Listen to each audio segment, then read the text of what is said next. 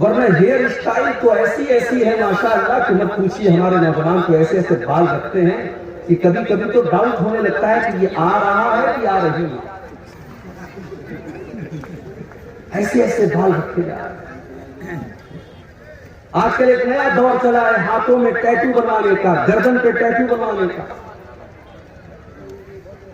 Fashion کے نام پر کچھ بھی کرنے کے لیے تیار ہے ہمارا نوجوان, چاہے وہ لڑکا ہو چاہے وہ. میرے پیارے ساتھیوں, اسلام آپ کو فیشن سے منع نہیں کرتا. جاؤ بڑے کھلے الفاظ میں کہتا ہوں, اسلام آپ کو فیشن سے منع نہیں کرتا. آپ ایک سے ایک کپڑا پہنو, اسلام کوئی منع ہی نہیں کرتا. خوبصورت سے خوبصورت بال رکھو, اسلام منع نہیں کرتا. ہاں, شریعت کی لمٹ کے اندر رہ کر کے آپ کو رکھنا ہے. لڑکیاں وہ کپڑا پہنے جو ان کے پورے بدن کو ڈھانپتا ہو. وہ شلوار سوٹ بھی پہن سکتی ہیں. اگر پورے بدن کو ڈھانپنے والی ساڑی ہے تو وہ ساڑی بھی پہن سکتی ہیں. وہ گھر کے اندر اگر ایسا کوئی لباس ہے جس سے ان کے پورے بدن کو وہ لباس چھپا رہا ہے تو وہ لباس وہ پہن سکتی ہیں. اسلام میں لباس کو لے کر کے کوئی ڈریس کوڈ نہیں بنایا گیا, کوئی یونیفارم نہیں بنایا گیا. ہمارے نوجوان بھائی, کوئی ضروری نہیں ہے کہ آپ کرتا پائجامہ پہنے. ساؤتھ انڈیا کے اندر تو مولوی لوگ بھی پینٹ شرٹ پہنتے ہیں. جمعہ کا خطبہ دینے والا مولوی بھی پینٹ شرٹ پہنتا ہے, کوٹ اور پینٹ پہنتا ہے. یہاں اگر ہم پینٹ کوٹ پہن کر کے آ جائیں اور کٹیہار اسٹیشن پہ جلسہ والے ریسیو کرنے کے لیے پہنچ جائیں تو ناراض ہو جائیں. یہاں تو مولوی کا مطلب صاحب, مولوی بیچارہ وہ دوسرے سیارے سے آیا ہے, دوسرے زندگی, دوسرے دنیا کی مخلوق ہے. سارا زمانہ پینٹ شرٹ پہن سکتا ہے, مولوی بیچارہ نہیں پہن سکتا. مولوی کو کرتا پائجامہ نہیں اچھا لگے. تو اسلام نے ڈریس پر کوئی پابندی نہیں لگا. ہاں, مرد حضرات اگر ہیں ان کا کپڑا ٹکنے کے اوپر ہونا چاہیے. نماز کی حالت میں آپ کوئی ایسا کپڑا نہیں پہن کر کے نماز پڑھ سکتے جس میں آپ کا کندھا کھلا ہو اور گھٹنے سے لے کر کے ناف تک کا حصہ یہ مرد کا سطر ہے جو نماز کے اندر تو ہر حال میں چھپا ہونا چاہیے اور عام حالات میں بھی چھپا ہونا چاہیے. کوئی مجبوری ہو تو اللہ. گھٹنے سے لے کر کے ناف تک کا حصہ اور کندھا ڈھکا ہونا ضروری ہے نماز کی. عورت نماز پڑھ رہی ہے تو اس کی ہتھیلی اور چہرے کو چھوڑ کر کے باقی پورا بدن چھپا ہونا چاہیے.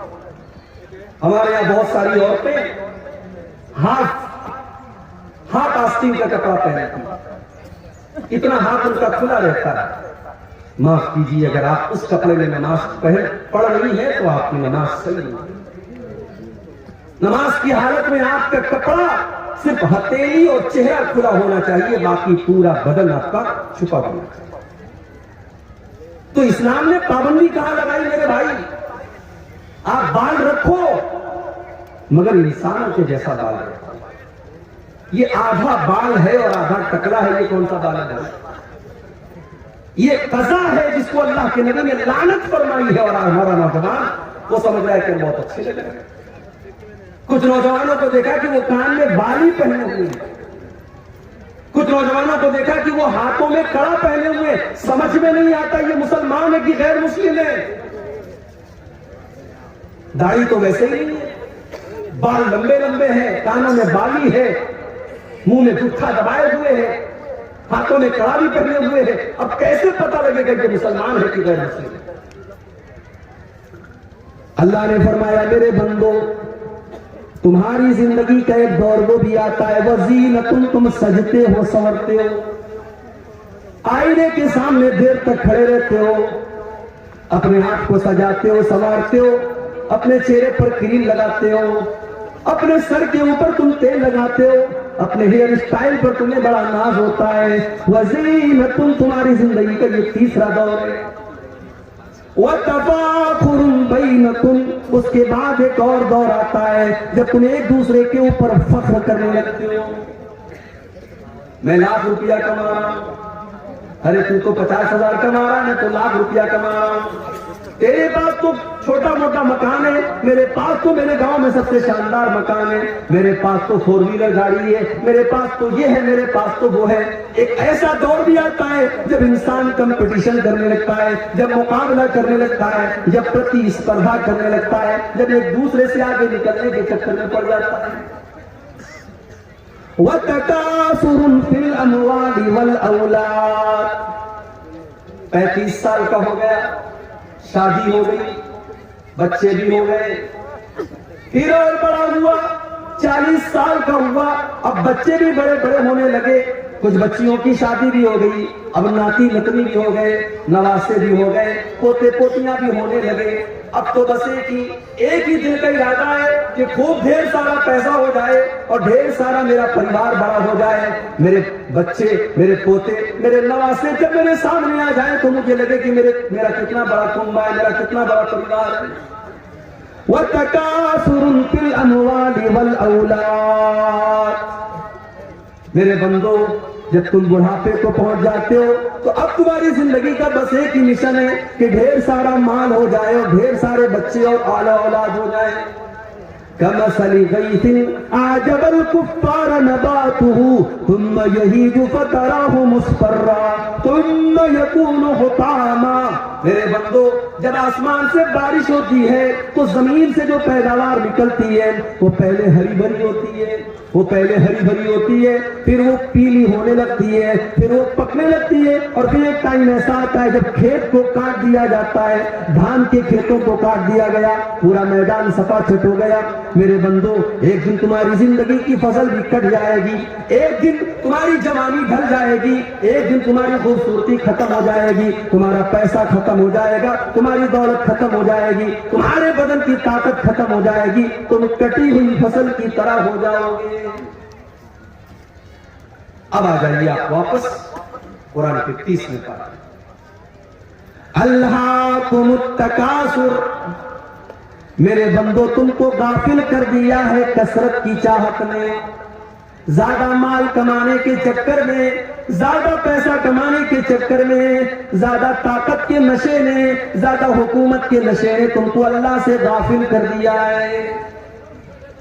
او پیسہ کمانے والوں، پیسہ تو قارون کے پاس بھی بہت تھا، اتنا پیسہ تھا قارون کے پاس، قرآن کہتا ہے وَآتَيْنَاهُ مِنَ الْكُنُوزِ مَا إِنَّ مَفَاتِحَهُ لَتَنُوءُ بِالْعُصْبَةِ، اتنا خزانہ تھا قارون کے پاس، اس کے خزانوں کی چابیوں کو بڑے بڑے پہلوان بڑی مشکل سے اٹھاتے تھے۔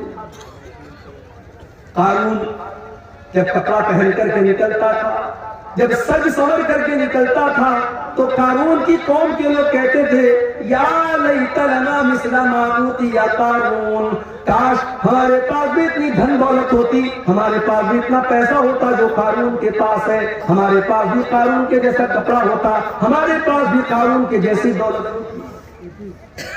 او میری پیاری ماں بہن، آج دوسروں کے کپڑے دیکھ کر کے تم اپنے شوہروں کو آ کر کے سناتی ہو میری سہیلی نے ایسا کپڑا خریدا، میری پڑوسن نے ایسا کپڑا خریدا، میری سہیلی کے شوہر نے اس کو ناک کی کیل دلائی، اس کو کان کی ایئرنگ دلائی، تم کو اس سے کوئی مطلب نہیں۔ شوہر بیچارہ کہاں سے کما کر کے تمہاری گھر گرہستی جھکا رہا ہے، تمہارا پریوار چلا رہا ہے، تم دوسروں کا کپڑا اور دوسروں کا زیور دیکھ کر کے اپنے شوہروں کو پریشان کرتی ہو۔ اور میں نے تو یہاں تک دیکھا کتنی عورتیں ایسی، شوہر بیچارہ کہتا ہے میں کیا کروں، میں تو معمولی دکاندار ہوں، 500 روپے روزانہ کماتا ہوں، جو کماتا ہوں اتنا میرا خرچ ہے، میں کہاں سے تیرے سونے کا زیور بنواؤں، میں کہاں سے تیرے ہاتھوں میں سونے کی چوڑی لا کر کے دوں۔ تو بیوی کہتی ہے مجھے اس سے کوئی مطلب نہیں، تم چوری کرو، تم ڈاکہ ڈالو، لیکن مجھے سونے کی چوڑی لا کر کے دو۔ کتنی بیویاں ہیں جو اپنے شوہروں کو حرام کمائی کھانے پر مجبور کرتی ہیں۔ میری پیاری ماں بہن، مجھے اچھی طریقے سے سیمانچل کے جلسوں کا پتہ ہے، پنڈال میں جتنی عورتیں اس سے زیادہ تو آپ کو سردوں پر مل جائیں گے۔ مجھے اچھی طریقے سے پتہ ہے کہ آپ جلسوں کے اندر بھی کیا مزاج آپ نے بنا کر کے رکھا ہے۔ اللہ کے واسطے میری پیاری ماں بہنوں، کبھی اگر موقع ملے تو اپنے نبی کی بیویوں کے حالات بھی جا کر کے دیکھ لینا۔ انہوں نے کیسی زندگی گزاری ہے، انہوں نے کیا کھایا ہے، انہوں نے کیا پہنا ہے، ان کی زندگی کیسی گزری ہے، ذرا نبی کے پریوار کی زندگی یاد اٹھا کے دیکھو۔ اماں عائشہ میرے نبی کی بیوی ہے، ہم سب کی ماں ہے۔ اماں عائشہ اپنے بھانجے سے کہتی ہیں کہ اے میرے بھانجے عروہ، ہم 2 مہینے تک ہمارے گھر میں چولہا نہیں جلتا تھا، 2 مہینے کا چاند ہم دیکھ لیتے تھے۔ وَمَا يُوقَدُ فِي أَبْيَاتِ رَسُولِ اللَّهِ صلی اللہ علیہ وسلم نار، اللہ کے نبی کے گھر میں چولہا نہیں جلتا تھا۔ عروہ نے پوچھا خالہ جان، جب چولہا نہیں جلتا تھا تو آپ لوگ کیا کھاتے تھے، کیسے آپ کی زندگی گزرتی تھی؟ اماں عائشہ فرماتی ہیں الاسودان التمر والماء، اے میرے بھانجے ہم کھجور کھا لیتے تھے اور پانی پی لیتے تھے اور اسی پر گزارا کر لیا کرتے تھے۔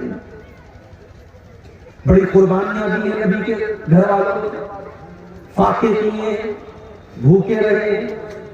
ذرا نبی کے کمروں کا حال دیکھو۔ میں جب سیمانچل میں آج ایک مدرسے میں گیا، دیکھا کہ 300 بچیاں پڑھ رہی ہیں۔ مدرسہ چھوٹا سا ہے، 3 کا شیڈ ہے، مٹی کا فرش ہے۔ میں نے دیکھا کہ آج کے دور میں جب لوگوں کے پاس اتنے شاندار مکان ہیں، آج بھی بہار کے اور سیمانچل کے اندر ایسے مدرسے چل رہے ہیں، یہ کتنی بڑی بات ہے۔ مجھے اللہ کے نبی کے کمروں کی یاد آئی جس کا ذکر حدیث کی کتابوں میں کیا گیا۔ نبی کے کمرے کیسے تھے؟ حدیث میں آتا ہے مٹی کا فرش ہوتا تھا، کھجور کے پتوں کا اور کھجور کے درختوں کا پلر ہوتا تھا اور اس کا چھپر ہوتا تھا۔ ایک معمولی سا ٹاٹ کا پردہ لٹکا رہتا تھا اور چھت کی ہائٹ اتنی کم تھی کہ اگر ہاتھ اٹھایا جائے تو ہاتھ چھت سے ٹچ کر جاتا تھا۔ یہ چھوٹے چھوٹے کمرے تھے، یہ پیارے نبی کا کمرہ ہوتا تھا۔ یہ کمرے چھوٹے تھے، اس میں کوئی ماربل نہیں تھا، اس میں کوئی لائٹنگ نہیں تھی، اس میں کوئی ڈیکوریشن نہیں تھا، اس میں کوئی دنیا کے اعتبار سے کوئی خوبصورتی نہیں تھی، مگر اس کمرے کی یہ خاصیت تھی، یہاں پہ قرآن کی آیتیں نازل ہوا کرتی تھی، یہاں جبریل امین آیا کرتے تھے، یہاں اللہ کا فرشتہ آیا کرتا تھا، یہاں اللہ کے پیارے نبی سویا کرتے تھے۔ جب عبد الملک بن مروان کا دور آیا اور مسجد نبی کو جب اور لمبا چوڑا کیا جانے لگا، جب اس کے وستار کی یوجنا بنائی گئی تو یہ طے کیا گیا کہ اللہ کے نبی کے کمروں کو توڑ دیا جائے۔ اس زمانے میں حضرت سعید بن مسیب زندہ تھے جو بہت بڑے تابعی تھے، انہوں نے کہا اے کاش میرے بس میں ہوتا تو میں منع کر دیتا کہ او لوگوں اللہ کے نبی کے ان کمروں کو نہ توڑو، اللہ کے نبی کے ان کمروں کو ان کی حال پر رہنے دو، تاکہ آنے والی نسلیں دیکھیں کہ جناب محمد رسول اللہ کی بیویوں نے کیسے کمروں میں زندگی گزاری ہے، تاکہ آنے والی نسلیں دیکھیں کہ ان کے نبی نے کیسی زندگی گزاری ہے۔ وہ میری پیاری ماں بہنوں، آج آپ کے اندر صبر نہیں ہے، آج آپ کے اندر قناعت نہیں ہے، آج شوہر کو حرام کمائی کھانے پر آپ مجبور کر رہی ہیں، آج دوسروں کا ناخن آج دیکھ کر کے گنجوں کو دیکھ کر کے کہا جاتا ہے کہ دوسروں کو ناخن نکل جاتا ہے، آج وہ حالات ہمارے ہو گئے۔ دوسروں کی دولت دیکھ کر کے، دوسروں کے زیورات دیکھ کر کے، دوسروں کے کپڑے دیکھ کر کے ہمارے پیٹ میں درد ہونے لگتا ہے۔ اللہ کے نبی کی بیویوں نے ایک مرتبہ آپس میں میٹنگ کی، کہا کہ لوگوں کے گھروں میں تو بڑا پیسہ آ رہا ہے اور ہمیں وہی سوکھی روٹی مل رہی ہے، ہمیں جو کی روٹی مل رہی ہے، ہمارے پاس وہی پرانا کپڑا ہے، ہمارے پاس چھوٹے چھوٹے کمرے ہیں۔ اللہ کے نبی کی بیویاں اللہ کے پیارے نبی کے پاس آتی ہیں اور کہتی ہیں کہ اے اللہ کے نبی اب ہمارا خرچہ بھی کچھ بڑھنا چاہیے، اب ہماری آمدنی بھی کچھ بڑھنی چاہیے۔ اے اللہ کے نبی قیصر و کسریٰ کی جو بیگم ہیں ان کے تو بڑے ٹھاٹ باٹ ہیں، اے اللہ کے نبی ہم تو آپ کی بیویاں ہیں، ہم تو اس امت کی سب سے زیادہ عزت والی عورتیں ہیں، ہماری زندگی میں اور ہماری لائف اسٹائل میں بھی کچھ ایسا آنا چاہیے۔ اے اللہ کے نبی ہمیں سال میں جو خرچہ دیا جاتا ہے اس خرچے میں کچھ اضافہ ہونا چاہیے۔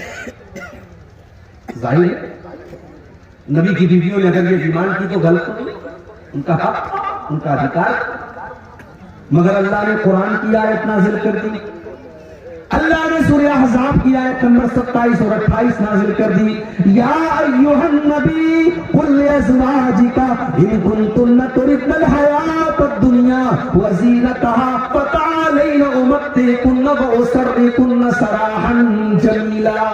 اے نبی اپنی بیویوں سے کہہ دو اگر تمہیں دنیا چاہیے، دنیا کی چکا چوک چاہیے، دنیا کی دولت چاہیے، دنیا کا کپڑا لتا چاہیے، دنیا کا زیور چاہیے تو آ جاؤ، میں تم کو طلاق دے دیتا ہوں اور تم کو دنیا کی دولت دے دیتا ہوں، پھر تم نبی کے گھر میں نہیں رہ سکتی، تم نبی کے ساتھ نہیں رہ سکتی۔ وَإِن كُنتُنَّ تُرِدْنَ اللَّهَ وَرَسُولَهُ وَالدَّارَ الْآخِرَةَ فَإِنَّ اللَّهَ أَعَدَّ لِلْمُحْسِنَاتِ مِنكُنَّ أَجْرًا عَظِيمًا۔ لیکن اگر تمہیں اللہ سے محبت ہے، رسول سے محبت ہے اور آخرت میں اپنا گھر بنانا چاہتی ہو تو جیسے نبی کے گھر میں زندگی گزر رہی ہے ویسی زندگی گزارو اور کاٹ لو، اللہ تم کو جنت عطا فرمائے۔ جب یہ دو آیتیں نازل ہوئی، اللہ کے پیارے نبی اپنی سب سے محبوب بیوی حضرت عائشہ کے پاس آئے۔ اے عائشہ، تم سے ایک بات پوچھنا چاہتا ہوں، سوچ سمجھ کے تم جواب دینا، کوئی جلدی نہیں ہے، ہو سکے تو اپنے ماں باپ سے مشورہ کر لینا، اپنے ماں باپ سے پوچھ کر کے جواب دینا، لیکن سوچ سمجھ کر کے جواب دینا۔ اے اللہ کے نبی کیا بات ہے، اتنا سسپنس کیوں ہے، یہ آپ اتنی شرائط کیوں لگا رہے ہیں، آخر بات کیا ہے مجھے بتائیے۔ اللہ کے پیارے نبی نے قرآن کی یہی دونوں آیتیں پڑھ کر کے سنا دی۔ اے عائشہ، اللہ تعالیٰ تم کو چوائس دے رہا ہے، یا تو تم دنیا کی دولت لے لو لیکن نبی کو چھوڑ کے چلی جاؤ، اور یا تو نبی کے ساتھ پریشانی اٹھا لو، تم کو آخرت کی نعمتیں مل جائیں گی۔ اے عائشہ، تم بتاؤ تمہاری چوائس کیا ہے، تم کیا چاہتی ہو؟ او میری پیاری ماں بہنوں، کہ قربان جاؤ اپنی ماں کے اوپر، کہ قربان جاؤ ماں عائشہ کے اوپر۔ ہم عائشہ نے ایک سیکنڈ بھی دیر نہیں کی، ایک سیکنڈ بھی دیر نہیں کی اور فوراً کہہ دیا، اے اللہ کے نبی اخترت اللہ ورسولہ والدار الآخرہ۔ اے اللہ کے نبی میرا جواب بالکل کلیئر ہے، مجھے دنیا نہیں چاہیے، مجھے دنیا کا اشوام نہیں چاہیے۔ اے اللہ کے نبی میں دنیا کی دولت کو ٹھوکر مارتی ہوں، جو آپ کو چھوڑ کر کے مجھے دنیا کی دولت ملے۔ اے اللہ کے نبی مجھے تو اللہ چاہیے، مجھے تو اللہ کا رسول چاہیے، مجھے تو آخرت میں اپنا گھر بنانا ہے۔ اے اللہ کے نبی میں اپنی ڈیمانڈ واپس لیتی ہوں، میں آپ کو چنتی ہوں، میں آپ کے ساتھ دنیا میں رہوں گی اور آخرت میں بھی رہوں گی۔ کبھی موقع ملے میری پیاری ماں تو ذرا نبی اکرم کی بیویوں کے حالات آپ ہیں۔ لڑکی کی شادی آپ کرتے ہیں، کیا دیکھتے ہیں آپ؟ لڑکا سرکاری نوکری میں ہے کہ نہیں، لڑکا 50,000 روپیہ مہینہ کما رہا ہے کہ نہیں کما رہا ہے، لڑکی اگر آپ کی خوبصورت ہے تو آپ کو لڑکا بھی ایک دم خوبصورت چاہیے۔ دینداری آج کون پوچھتا ہے میرے بھائی؟ آج دیندار لڑکے بیچارے پریشان ہیں، ان کے رشتے نہیں مل رہے، دیندار لڑکیاں پریشان ہیں، ان کے لیے رشتے نہیں مل رہے۔ لڑکوں کی ڈیمانڈ کہ لمبا چوڑا جہیز ملنا چاہیے، اور لڑکی والوں کی ڈیمانڈ کہ سرکاری نوکری والا اور اچھا کمانے والا اور لاکھوں کمانے والا داماد چاہیے۔ او لوگوں، ذرا نبی کے چاروں داماد کے حالات بھی پڑھ لیں۔ نبی کو بھی اللہ نے 4 بیٹیاں دی تھی، اور اللہ کے نبی نے 4 بیٹیوں کی شادی کی، اور اللہ کی قسم نبی کی 4 بیٹیوں کے نکاح میں کوئی بارات نہیں آئی، کوئی جہیز نہیں لیا گیا، کوئی ڈیمانڈ نہیں کی گئی، کوئی بینڈ باجا نہیں بجایا گیا، کوئی گیت نہیں گایا گیا، کوئی حرام کام نہیں کیا گیا۔ اور نبی نے رشتے نے کیا دیکھا؟ دینداری دیکھی۔ نبی نے سب سے لاڈلی بیٹی اور سب سے چھوٹی بیٹی کا نکاح حضرت علی کے ساتھ کیا، اور جب حضرت علی کو اللہ کے نبی نے داماد بنایا تو ان کے پاس رہنے کو اپنا گھر بھی نہیں تھا، ان کے پاس اپنا بستر بھی نہیں تھا، ان کے پاس اپنی گرستی کو بنانے کے لیے سامان، ضرورت کے سامان بھی نہیں تھے۔ اسی لیے جب اللہ کے نبی نے حضرت فاطمہ کی شادی کی تو گرستی کو بنانے کے لیے آپ نے بستر بھی دیا، آپ نے تکیہ بھی دیا، آپ نے چادر بھی دیا، آپ نے برتن بھی دیا تاکہ گرستی بن جائے۔ نبی نے داماد کے اندر دینداری دیکھی، اخلاق دیکھا، کیریکٹر دیکھا، کردار دیکھا۔ شادی ہو گئی، نبی کی سب سے لاڈلی بیٹی سسرال میں سارے کام خود کرتی ہے، حسن و حسین کی پرورش بھی کر رہی ہے، اور پانی بھر بھر کے لا رہی ہے، گھر کی صفائی بھی کر رہی ہے، آٹا بھی اپنے ہاتھوں سے گوندھ رہی ہے، سارے گھر کے کام کر رہی ہے، کوئی نوکرانی نہیں ہے، کوئی غلام نہیں ہے، کوئی نوکر نہیں ہے۔ حضرت فاطمہ کو پتا چلا میرے ابا جان کے پاس کچھ غلام آئے ہیں، کچھ لونڈیاں آئی ہیں۔ بخاری کے الفاظ ہیں، حضرت فاطمہ اپنے ابا سے ملنے کے لیے آتی ہیں، ابا سے ملاقات نہیں ہوتی ہے۔ حضرت فاطمہ اماں عائشہ کو یہ پیغام سناتی ہے، میرے ابا جان آئے تو ان کو بتا دینا کہ آپ کی بیٹی فاطمہ آپ سے ملنے کے لیے آئی تھی، اور وہ اس لیے آئی تھی کیونکہ اس آپ کی بیٹی کے ہاتھوں پر محنت کرنے کی وجہ سے نشان پڑ گئے ہیں، آپ کی لاڈلی بیٹی کے ہاتھوں پر نشان پڑ گئے ہیں۔ ابا جان اگر ہو سکے تو اپنی بیٹی کو ایک غلام دے دینا، ایک نوکر دے دینا، آپ کی بیٹی کو گھر میں کام کرنے میں کچھ سہولت مل جائے، اس کو سپورٹ مل جائے، کوئی نوکر دے دینا۔ شام کو اللہ کے نبی گھر میں آئے، اماں عائشہ نے بتایا کہ آپ کی بیٹی ملنے کے لیے آئی تھی اور آپ سے غلام مانگ رہی ہے۔ بخاری کے الفاظ ہیں، اللہ کے نبی اسی وقت اپنی بیٹی کے گھر پہنچے، دروازہ کھٹکھٹایا، دروازہ کھلا، بستر پر پہنچے، داماد علی بھی موجود ہے اور بیٹی فاطمہ بھی موجود ہے۔ آپ نے کہا اے علی، اے فاطمہ، اے میری بیٹی، اے میرے داماد، میرے پاس غلام تو آئے ہیں مگر میں وہ غلام تمہیں نہیں دے سکتا، اس لیے نہیں دے سکتا کہ میرا جو مدرسہ چل رہا ہے، میری مسجد کے اندر جو میرے اسٹوڈنٹ پڑھ رہے ہیں، اصحاب صفہ کے نام سے جو میرے اسٹوڈنٹ ہیں، جو میرے دین کے طالب علم ہیں، ان کو کھلانے پلانے کا میرے پاس کوئی انتظام نہیں ہے۔ میں ان غلاموں کو بیچ کر کے اپنے ان غریب صحابہ کے کھانے پینے کا انتظام کروں گا۔ اے علی، اے فاطمہ، میں تم کو کوئی غلام